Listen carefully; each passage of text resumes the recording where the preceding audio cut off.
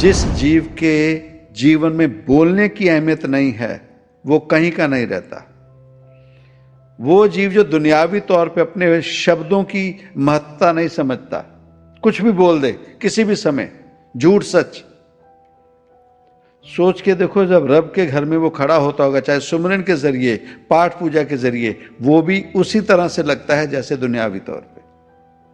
वो अपने आप में बोले मैं तो वहां गया, ऐसी बात की पता लग जाता जीव को क्या जीवन है। कुछ पूछ लो तो पता ही ना लगे, कुछ भी बोल दो, उसमें जीव अपनी कदर गवा लेता है। और सच में रब के घर में भी उस जीव का वही हाल रहता है। क्या सुमरन किया, क्या पाठ पूजा की, कुछ भी कर दिया तो ना जग के रहे ना रब के रहे, न जग के रहे न रब के रहे। एक एक शब्द जीव की अहमियत होनी चाहिए। क्या कहा, क्या सुना, तब वचनों में, कहने में असर होता है, सुनने में असर होता है, जीव में बदलाव, फर्क आता है। जब कोई जीव मरा का नाम शब्द ले रहा है, जिन्हें हम वाल्मीकि कहते हैं,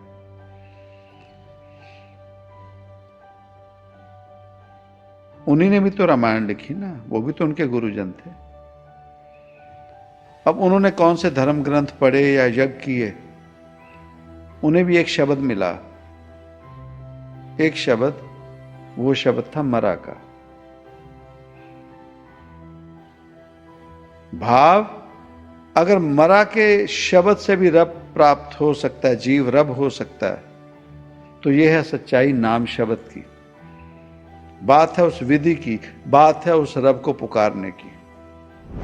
सुमिरन कर रहे हैं अगर दिल से, और हमें पता है अध्यात्म तरक्की नहीं हो रही, हमारे जो बुरी आदतें हैं उनमें कोई फर्क नहीं पड़ रहा, जब समाये हम अपने उसी रंग में हैं, उसी औकात में हैं, तो अध्यात्म में पता लग जाता कि तरक्की नहीं हुई। तो तरक्की नहीं हुई। अब फिर जीव के, मैं तो इतने समय से सिमरन कर रहा था, तो जैसे अकाउंट में पैसे नहीं है तो वो बैंक नहीं छोड़ देता जीव, बैंक में जाके क्लैरिफाई मांगता है कि मेरे पैसे कहां गए। पर अध्यात्म में सुमिरन करते करते जब कोई उन्नति तरक्की ना हो ना, तो जीव बैंक छोड़ देता है। हम अकाउंट वहां से, उस बैंक से दूर चले जाते हैं, रादर देन पूछेंगे नहीं कि मेरे अकाउंट को क्या हुआ, मेरा बैलेंस क्यों नहीं बढ़ा, बैलेंस क्यों नहीं बढ़ा। तो एक जीव हो, अकाउंट में कुछ नहीं डाला, खाली अकाउंट है, और बैंक मैनेजर के पास जाए, अकाउंट में कुछ नहीं है, तो वो कहेगा तूने कमाया ही नहीं। वो बताएगा, बता कब तूने डिपॉजिट किया। ये होता है वो गुरु जो सुमरन से जोड़ने की बात करता है, तो वो कहेगा तूने तो सुमरन किए ही नहीं, तो अपने खाते का हिसाब कहां से पूछ रहा है, हिसाब तो तू हमें दे। और अगर कोई डिपॉजिट कर रहा है, उसकी उन्नति नहीं हो रही, तो फिर वो गुरु बताता है कहां गलती कर रहा है जीव तू, ये कोड तेरा गलत था, ये डिजिट तेरा गलत था, इसलिए तेरा किया वो सिमरन कहीं नहीं लगा। ओंकार तू सत है, बिन तुद सब मिथिया, जो तुद ते है उपजया, अंत तुद माहे समाय।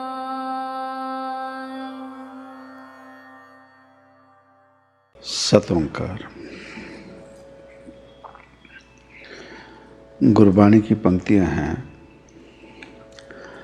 बाली रोवे नाहि बतार, नानक दुखिया सब संसार। ये जो पंक्तियां हैं, गुरबाणी की पंक्तियां हैं, इनमें बताया गया है कि जो संसार हम देख रहे हैं, ये जो जीव जंत हम देख रहे हैं, अगर 100 जीव रहते हैं, 1000 जीव रहते हैं, लाख जीव रहते हैं, करोड़ जीव रहते हैं। ये सभी के सभी किसी न किसी दुख से पीड़ित हैं। इन सभी को कोई ना कोई दुख है। कोई तन से दुखी है, कोई मन से दुखी है, कोई धन से दुखी है। दुख सभी को है। बाली रोवे नाही बतार, नानक दुखिया सब संसार। और आगे कह दिया, सो सुखिया जिस नाम आधार। और बता भी दिया कि सभी जीव दुखी नहीं हैं। कोई हैं जो सुख भी भोगते हैं, जिनके पास सुख है। वो कौन है? जिनका आधार भाव जैसे शारीरिक भूख मिटाने के लिए जीव खाना खाता है, वो खाना जो जीव खाता है उसे कहा जाता है आधार। तो जिस जीव के जीवन में नाम ही आधार हो जाए, भाव, नाम से ही जीवन चले। जैसे मछली है, वो अपना जीवन गुजारती है जल में, पानी में ही उसका जीवन है। पर जैसे ही उस मछली को उस जल से बाहर निकाल दिया जाए तो उसका जीवन समाप्त, खत्म हो जाता है, वो मर जाती है। उसी तरह से जिस जीव का जीवन उस मछली की तरह, जो प्रीति, जो प्रेम उस मछली का जल से हो जाता है, वही प्रीति, वही प्रेम जीव का उस नाम से हो जाए। कारण कि जैसे शारीरिक भूख अनाज से मिटती है, मन की भूख विचारों से मिटती है, उसी तरह से आत्मा की जो भूख है वो नाम से मिटती है। अब दुखी सब हैं। रोवे राम निकाला भया, सीता लक्ष्मण बिछड़ गया।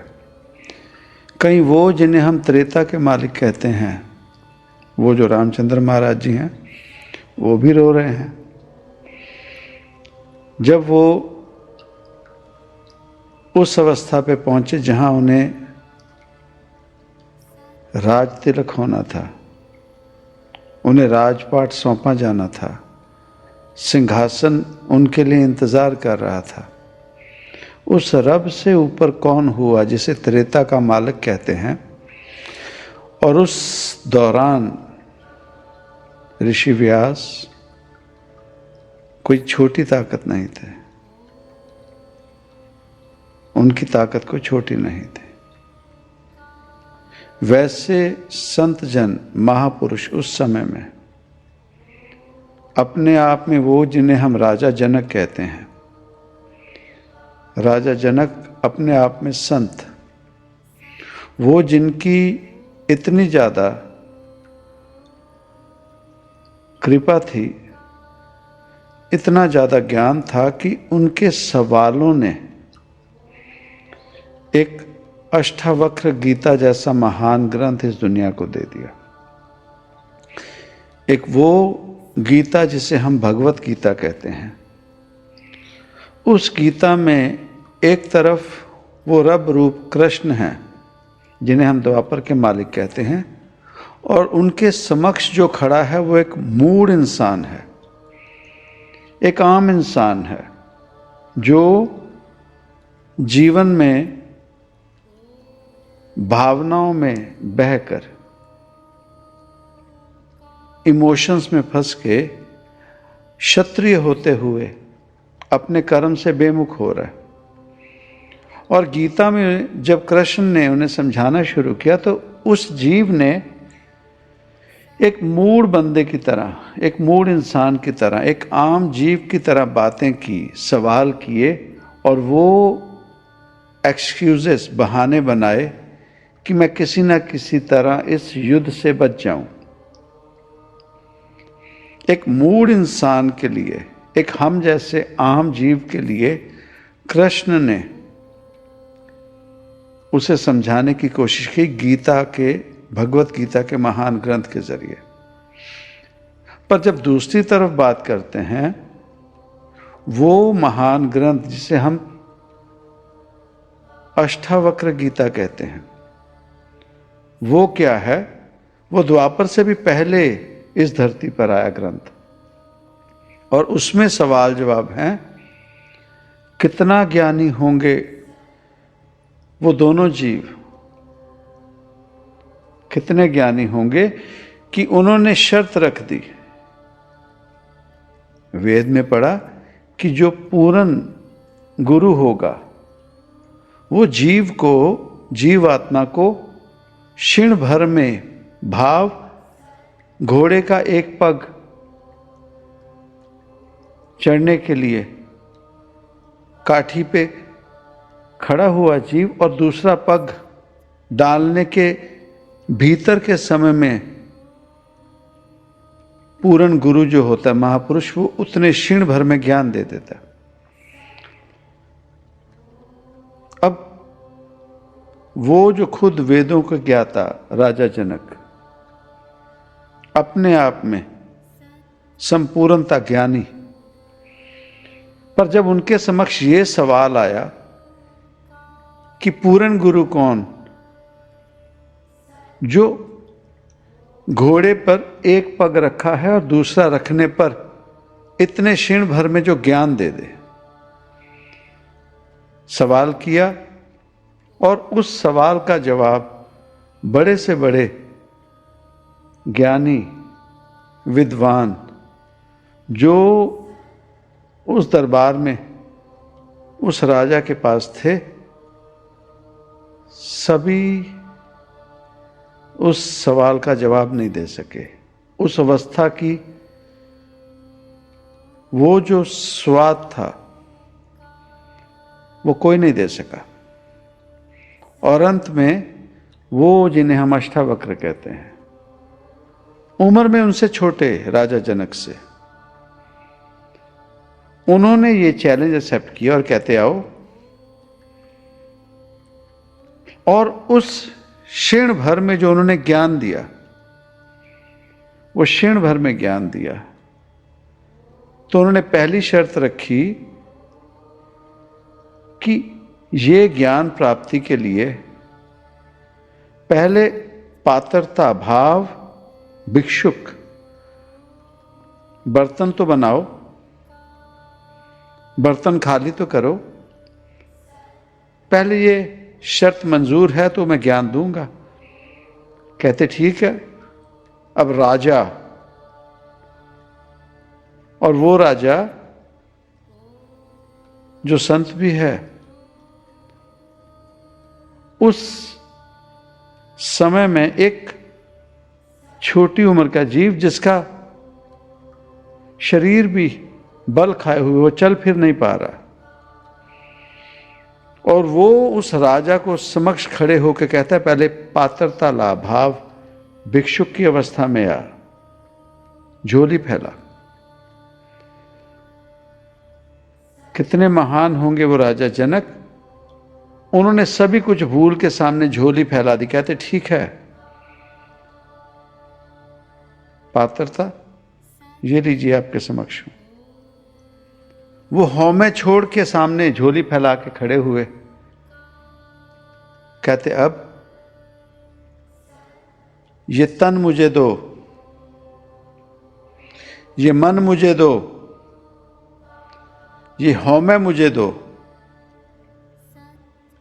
अगर ये मुझे दे सकते हो तो ये लीजिए मेरी तरफ से ज्ञान। इसलिए बार बार पूछा जाता है मर गया? हम मरते नहीं, हम पात्रता में नहीं आते। तन मन धन ये सब अर्पण करना पड़ता है ज्ञान की प्राप्ति के लिए। और उसके बाद जो अष्टावक्र गीता अगर किसी ने पढ़ी है, एक ज्ञानी और एक वो जो सरेंडर हो गया, जो मूढ़ नहीं है, अज्ञानी नहीं है और ना ही ज्ञानी है, ज्ञानी और अज्ञानी के बीच में जो कि ज्ञान भरा पड़ा कहीं पूर्वले जन्मों का, पर एक पर्दा सा पड़ा है, वो पर्दा हटवाने के लिए उस गुरु के समक्ष खड़े होना कि बस वो पर्दा हटा दे। यह है अष्टावक्र गीता। सत्संग में आना कितने पूर्वले जन्मों की कमाई है। अगर 100 वर्ष पूरे करने हैं ना, तो 100 वर्ष पूरे करके अगर संपूर्णता होती है तो हो सकता है कोई 98-99 साल पूर्वले जन्मों की कमाई करके बैठे हैं, अब साल भर की मेहनत बाकी है। किसी की 5 वर्षों की बाकी हो, किसी की 10 वर्षों की, किसी की 20 वर्षों की, संपूर्णता 100 वर्ष की ये अगर होगी तो पूर्वले जन्मों की कमाई है। और गुरु की जरूरत वो पर्दा हटाकर वो जो रहता सफर रह गया उसे संपूर्ण करवाने में मदद। अष्टावक्र गीता ये द्वापर से पहले त्रेता युग में, और कृष्ण आते हैं द्वापर में, और उसी युग में त्रेता में, जिन्हें हम त्रेता के मालिक कहते हैं, खुद रब, हमने देखिए कैसे रब के साथ रिश्ता रखा। वो खुद रब, उनके साथ उनके गुरुजन, शादी तय हुई राजा जनक की इकलौती संतान बेटी जानकी की। किसके साथ? राम के साथ, वो जो त्रेता के मालिक है। तो तब किसी ने पता नहीं क्या मिलाते हैं शादी से पहले, जिन्हें हम 36 गुण कहते हैं, उन्होंने नहीं मिलाए। और शादी होते ही जैसे घर में प्रवेश होते हैं तो वनवास, नरक के द्वार खोल दिए, जाओ। और उसी वन में रहते जब जानकी को रावण ने हरण कर लिया, ले गए, तो वो राम जंगल में भटक रहे हैं और किस अवस्था में चले गए होंगे कि वो रोने लगे। भगवान हैं पर वो रो रहे हैं, और रोते हुए पेड़ पक्षी जानवरों से पूछ रहे हैं, मेरी जानकी कहाँ है, मेरी सीता कहाँ है। रोवे राम निकाला भया, सीता लक्ष्मण बिछड़ गया। सभी रो रहे, वो भी रोए, वो भी रोए। फिर बात करते हैं और आगे चलते हैं। उन्होंने अपने आप में रब हैं या नहीं, पर उन्होंने उस रब से यकीन नहीं हटाया, कारण कि वो जानते थे कि रब से रिश्ता दुनियावी चीजों का नहीं है। नहीं तो राम से बड़ा नास्तिक कौन होता। उन्होंने कहना था रब, तुझे रब रब माना, और ये देख इतने सालों की मेहनत और ये वनवास मिल गया। कारण कि उस रब से वो रिश्ता ही नहीं था। उन्हें पता था कि रब से ऐसा रिश्ता नहीं रखा जाता। रब से रिश्ता उस सुख को पाने का है, वो जो जन्मों की कमाई की और वो जो अधूरापन रह गया, जो संपूर्ण हो सकता है, वो संपूर्ण होने की पुकार की जाती है रब से।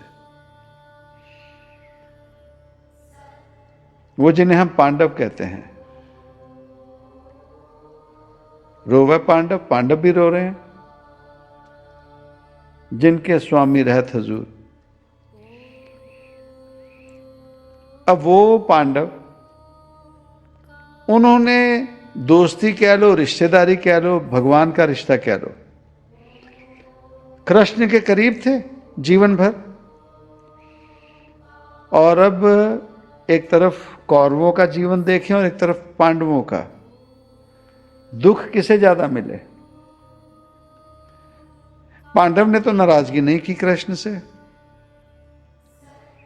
पांडव ने तो नाराजगी नहीं की कृष्ण से, कारण कि उन्हें पता था रब से रिश्ता इन चीजों का नहीं होता। रब से रिश्ता होता प्रेमा भक्ति का, रब से रिश्ता होता है उस परम आनंद की प्राप्ति का। उन्होंने कृष्ण से कभी नाराजगी नहीं की कि ये क्या तेरे साथ दोस्ती की, तू तो रब बना फिरता, ये तेरे साथ दोस्ती की, ये देख मेरे साथ ये हो गया, ये हो गया, ये हो गया। कृष्ण ने उनकी मदद की दुनियावी तौर पे, कृष्ण ने उनकी मदद की दुनियावी तौर पे, जहां पे, पर उन्होंने नाराजगी उस तरह की नहीं की कि कैसा रब है तू, कैसा तुझसे रिश्ता रखें।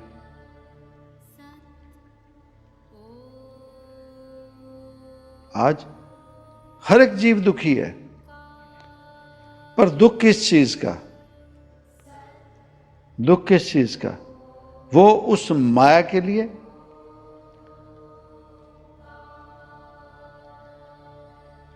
जब जीव का मनुष्य जामा जन्म हुआ, जीव आत्मा इस मनुष्य जामा में आई, तो पूर्वले जन्मों का हिसाब किताब उस रब ने लिखा हुआ है।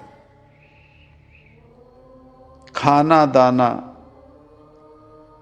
हर एक जीव का उस रब ने नियुक्त किया हुआ है। कब कैसे क्यों देना वो भगवान जानता है। कोई कहे कि मैं कर रहा हूं, नहीं। कोई कहे मैं इनको पाल रहा हूं, नहीं। वो एक ही करता, वो भगवान ही कर सकता है, और वो हमें भी पाल रहा है।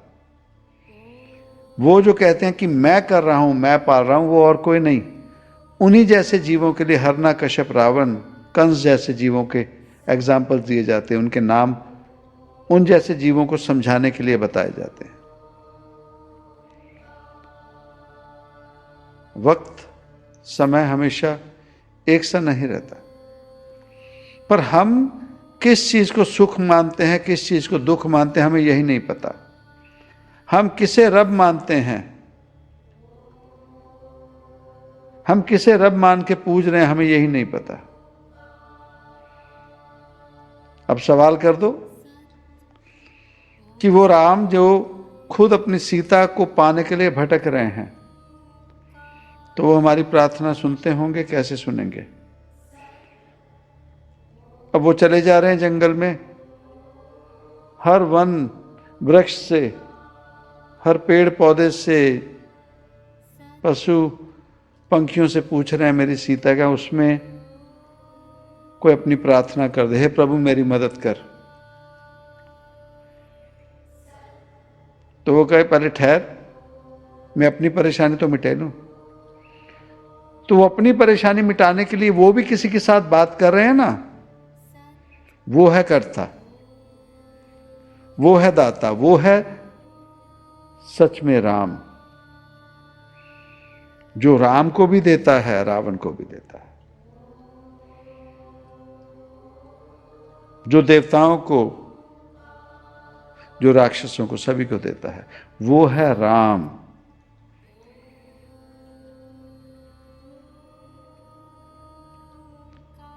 नानक दुखिया सब संसार, सो सुखिया जिस नाम आधार। अब बात आती है नाम की। अब नाम की जब बात आती है तो कभी सोचें, कभी समझें, ये नाम की बात, चर्चा अब से नहीं हो रही। नाम की बात अब से नहीं हो रही। ये बात तब से हो रही है जब से सृष्टि को सद्बुद्धि मिली, जब से हम सतयुग से जीवन की गाथाएं सुन रहे हैं, जीवन देख रहे हैं। ये नाम की गाथा, नाम की महिमा, नाम की इंपॉर्टेंस, ये उस युग से शुरू हुई जिसे हम सतयुग कहते हैं। अगर हम भोलेनाथ की बात करते हैं, वो भी सुमिरन कर रहे हैं। आप और हम कभी भी भोलेनाथ को कोई यज्ञ करते नहीं देखेंगे। उन्होंने कभी कोई यज्ञ नहीं किया, उन्होंने कभी कोई आडंबर नहीं किया, उन्होंने सिर्फ सुमिरन किया। अब ये बात छोड़ दें किसको सुमिरा, वो छोड़ दें। उन्होंने भी उस ओंकार को, उस रब को किसी न किसी नाम से पुकारा। विष्णु भी सुमिरन कर रहे हैं, ब्रह्मा भी सुमिरन कर रहे हैं, कोई ऋषि मुनि जो भी महापुरुष थे उन्होंने सुमिरन किए। पर हां, यज्ञ, आडंबर, वो विधियां उनसे शुरू जरूर हो गई। पर अगर किसी महापुरुष की बात करते हैं तो राम को आप कभी भी खुद यज्ञ करते नहीं देखेंगे, कृष्ण को कभी कोई यज्ञ करते नहीं देखेंगे, उन्होंने सुमिरन की ही बात की। शुभ कर्मों की बात की, उन्होंने कोई आडंबर नहीं, आडंबरों से दूर जरूर किया हम जैसों को, आडंबरों से दूर जरूर किया। फिर चाहे रावण की बात कर लें, रावण ने कोई यज्ञ नहीं किए, रावण ने सुमिरन किया। कंस ने कोई यज्ञ नहीं किए, सुमिरन किए। चाहे इंद्र की बात कर लें, सूर्य देव की बात करें, किसी भी देवता की बात करें, उन्होंने सुमिरन किया। कुछ भी प्राप्ति के लिए उन्होंने सुमिरन किया। कलयुग की बात कर लें, कलयुग में तो कहा ही गया है ना, कलयुग केवल नाम आधारा, सिमर सिमर नर परस्परा। कलयुग में तो महिमा ही, उपमा ही, सभी संपूर्णता ही नाम की गई है। तो कलयुग में रहते हुए हम नाम से दूर हैं, और बता दिया सो सुखिया, सुख की प्राप्ति उस नाम सुमिरन से। अब नाम की जब बात की जाती है, उसमें और आडंबर शुरू हो गए, उसमें और आडंबर शुरू हो गए। एक शब्द ले लो, एक शब्द मेरे प्राण बसत है, एक शब्द, कोई भी ले लो। जब कोई जीव मरा का नाम शब्द ले रहा है, जिन्हें हम वाल्मीकि कहते हैं,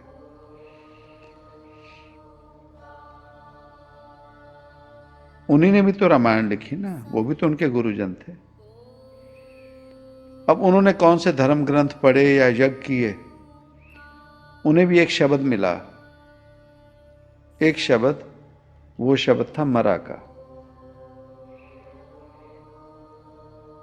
भाव, अगर मरा के शब्द से भी रब प्राप्त हो सकता है, जीव रब हो सकता है, तो यह है सच्चाई नाम शब्द की। बात है उस विधि की, बात है उस रब को पुकारने की। अब मरा शब्द को गलत कहने वाला कौन है? मनुष्य। राम को सही कहने वाला कौन है? मनुष्य। भगवान के घर से तो कहीं नहीं ये लेखनी मिली, तो हमें क्या पता भगवान को कौन सा नाम पसंद है। दुनिया में जितने भी नाम सुमिरन की बात की जा रही, नाम शब्द की बात की जा रही, वो और क्या है? इंसानों के जरिए बनाए गए। और बात यो है कि जो भी नाम सुमिरन में पड़े हैं, कोई कह दे कि सुमिरन करते सभी को रब मिल गया, ये नहीं, सही नहीं है। हाँ, सुमिरन करें, वो हम जैसे आम जीवों से बेहतर हैं जो सुमिरन के पास भी नहीं जाते। पर वो जो सुमिरन की बात करते हैं, वो सभी रब पा लेते हैं, ऐसा नहीं है, ऐसा नहीं है।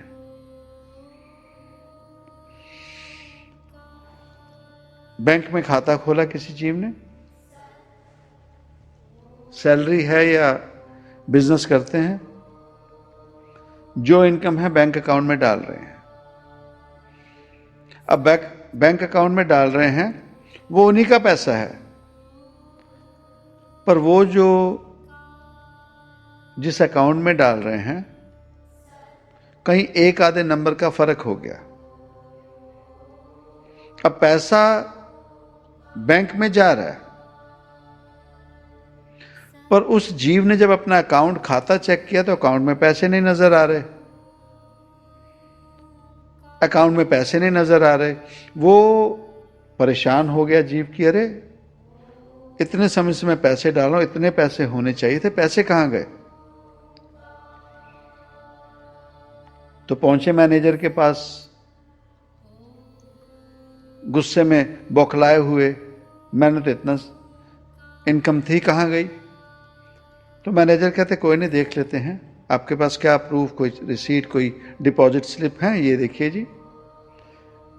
अकाउंट जब चेक किया तो कहते हाँ आपका पैसा है, लेकिन आपका ये जो डिजिट था ना, ये देखिए आपने गलती की, 0 की जगह 9 लिखते रहे। तो कोई नहीं, घबराए नहीं, हम ये सेटल कर देते हैं, आगे से इस अकाउंट में डालना तो आपके खाते में पैसा रहेगा। ये है नाम सुमरन की बात, यह है गुरु के पास जाने की बात, जो सुमरन से जोड़ते हो अपने साथ। हम बार बार हर सत्संग में यह बात जरूर कहते हैं, जो अपने से जोड़ें उन्हें तो भूल ही जाओ। जो कहे कि मैं तेरा करता हूं, वो और कोई नहीं, हिरण्यकश्यप है, वो और कोई नहीं, रावण है, करता एक ही है। सुमिरन कर रहे हैं अगर दिल से, और हमें पता है अध्यात्म तरक्की नहीं हो रही, हमारे जो बुरी आदतें हैं उनमें कोई फर्क नहीं पड़ रहा, जब समाये हम अपने उसी रंग में हैं, उसी औकात में हैं, तो अध्यात्म में पता लग जाता कि तरक्की नहीं हुई। तो तरक्की नहीं हुई। अब फिर जीव के, मैं तो इतने समय से सिमरन कर रहा था,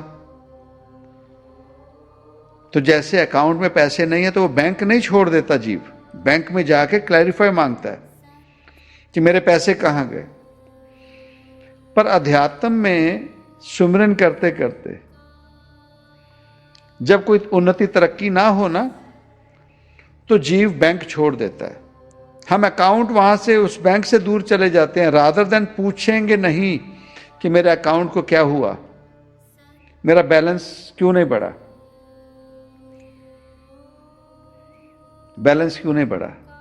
तो एक जीव हो, अकाउंट में कुछ नहीं डाला, खाली अकाउंट है, और बैंक मैनेजर के पास जाए, अकाउंट में कुछ नहीं है, तो वो कहेगा तूने कमाया ही नहीं। वो बताएगा, बता कब तूने डिपॉजिट किया। ये होता है वो गुरु जो सुमरन से जोड़ने की बात करता है, तो वो कहेगा तूने तो सुमरन किए ही नहीं, तो अपने खाते का हिसाब कहां से पूछ रहा है, हिसाब तो तू हमें दे। और अगर कोई डिपॉजिट कर रहा है, उसकी उन्नति नहीं हो रही, तो फिर वो गुरु बताता है कहां गलती कर रहा है जीव तू, ये कोड तेरा गलत था, ये डिजिट तेरा गलत था, इसलिए तेरा किया वो सिमरन कहीं नहीं लगा, इसलिए तेरा सिमरन कहीं नहीं लगा। सो सुखिया जिस नाम आधार। सुमरन करें, जरूर करें, पर सिर्फ सुमरन करने से अगर हमारी हौमें बढ़ गई, वासनाएं बढ़ गई, इच्छाएं बढ़ गई, ममता जीवन में खत्म हो जाए, सहजता खत्म हो जाए, पात्रता हमारी खत्म हो जाए, और वो जीव, जिस जीव के जीवन में बोलने की अहमियत नहीं है, वो कहीं का नहीं रहता। वो जीव जो दुनियावी तौर पे अपने शब्दों की महत्ता नहीं समझता, कुछ भी बोल दे किसी भी समय, झूठ सच, सोच के देखो, जब रब के घर में वो खड़ा होता होगा, चाहे सुमरन के जरिए, पाठ पूजा के जरिए, वो भी उसी तरह से लगता है जैसे दुनियावी तौर पे। वो अपने आप में बोले मैं तो वहां गया, ऐसी बात की पता लग जाता जीव को क्या जीवन है। कुछ पूछ लो तो पता ही ना लगे, कुछ भी बोल दो, उसमें जीव अपनी कदर गवा लेता है। और सच में रब के घर में भी उस जीव का वही हाल रहता है। क्या सुमरन किया, क्या पाठ पूजा की, कुछ भी कर दिया तो ना जग के रहे ना रब के रहे, न जग के रहे न रब के रहे। एक एक शब्द जीव की अहमियत होनी चाहिए। क्या कहा, क्या सुना, तब वचनों में, कहने में असर होता है, सुनने में असर होता है, जीव में बदलाव, फर्क आता है। और दुख इस बात का होता है कि कोई जीव 100 साल की पूर्ति में 99 साल 6 महीने, 99 साल 9 महीने तक की मेहनत है, 3 महीने का ही डिस्टेंस रहता है। वो 3 महीने का डिस्टेंस इस जीवन में जन्म पा के भी पूरा नहीं कर सकते। पूर्व जन्मों में भी घाव में घुमान कहीं रह जाता है, इस जीवन में भी घुमान। वो 3 महीने की सफर को पूरा नहीं करके संपूर्णता नहीं पा सकते।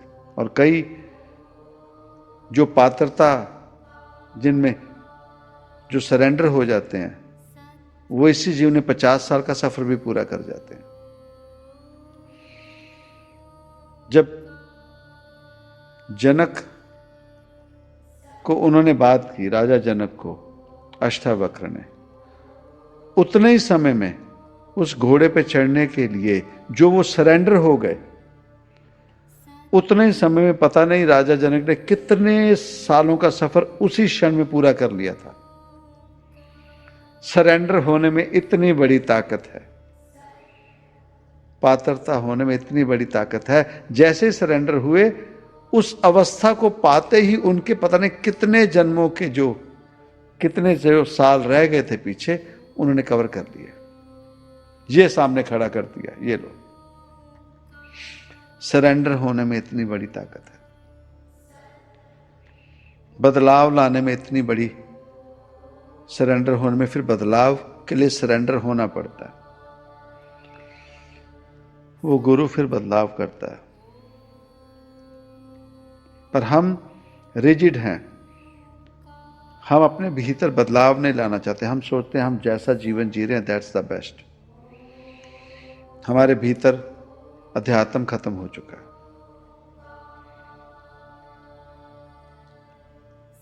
नानक दुखिया सब संसार, हर एक जीव दुखी है। ये ना सोचो कोई सुख।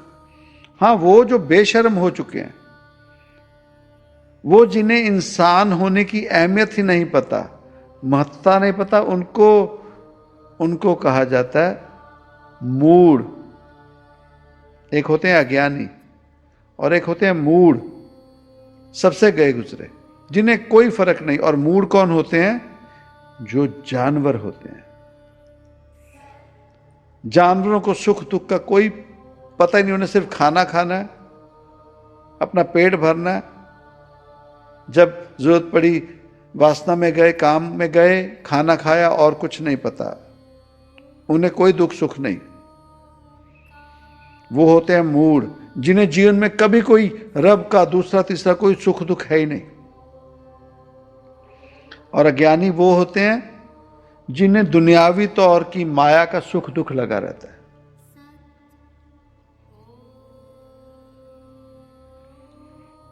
जिन्हें दुनियावी, और एक वो जिन्हें भक्त कहते हैं। भक्ति में वो दुनियावी सुख दुख से ऊपर उस सुख दुख को रोते हैं जो रब से दूरी, इंसानी जामा आत्मा की जो दूरी है। वो अवस्था थी राजा जनक की। और उसके ऊपर आती है अवस्था जब ज्ञान की प्राप्ति हो जाती है, उस परमात्मा का रूप हो जाना, उस परमात्मा की प्राप्ति करनी। अपने आप में खुद सेल्फ चेक कर लें, सेल्फ रियलाइज कर लें, कहाँ है मूड। एंजॉय करो। इंसानी जामा मिला जानवर होके जी लिए, या वही अज्ञानी दुनियावी तौर के रोने धोने दुनियावी तौर के, वो तो भगवान ने अपने आप ख्याल कर ही लेना, कर्म लिखे हैं। हर चीज का वक्त है, बीज बोए हैं, फसल लगने को फल आने को समा है। उससे पहले जीव रोता रहे, जो भी कुरलाता रहे, वो नहीं पूरा होगा।